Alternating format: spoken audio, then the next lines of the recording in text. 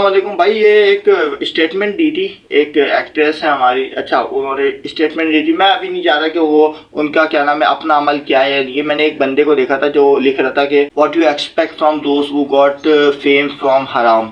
تو میں ابھی اس حرام اور حلال کے اس پہ میں ان کی جو ذاتی زندگی ہے اس پہ نہیں جا رہا. بٹ اسٹیٹمنٹ یہ تھی کہ نماز سے جو ہے نا وہ نماز پڑھنا تو ضروری ہے، بٹ اس سے جو آپ بولتے ہو نا کہ ڈپریشن ختم ہو جاتا ہے، ایسا نہیں ہے. تو اس پہ تھوڑی سی بات کرنے کے لیے آئے.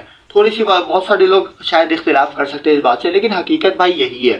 دیکھو نماز تو ایک تو ضروری ہے، کمپلسری ہے، اس کو پڑھنا ہے، آبلیگیشن ہے آپ کے لیے، اس کو لازمی کرنا ہے. سیکنڈلی بات یہ ہے کہ بھائی نماز سے ڈپریشن ختم ہوتا ہے یا نہیں. قرآن کہتا ہے ان الصلاۃ تنہی عن الفحشاء والمنکر، نماز فحاشی اور منکرات سے روکتی ہے. دوسری جگہ نماز دیکھو اللہ کا ذکر ہے نا، تو اللہ تعالیٰ کہتا ہے الذین آمنوا وتطمئن قلوبهم بذکر اللہ، جو لوگ ایمان لے کے آتے ہیں اللہ تعالیٰ کا جب ذکر سنتے ہیں تو ان کے دل جو ہے نا وہ مطمئن ہو جاتے ہیں، وہ سکون میں آ جاتے ہیں. تو دیکھو ڈپریشن سے، اللہ کے ذکر سے ڈپریشن تو دور ہو جاتا ہے، یہ بات تو حقیقت ہے. بٹ اگر کسی کو ڈپریشن کی بیماری ہے نا تو اس کو چاہیے کہ اس کا علاج کرائے. یہ نہیں بولوں گا نماز ہی چھوڑ، نہیں نماز تو پڑھنی ہے، لازمی پڑھنی ہے بھائی، لیکن تک میں بولوں گا اس کی بات کسی حد تک غلط بھی ہے اور کسی حد تک ٹھیک بھی ہے.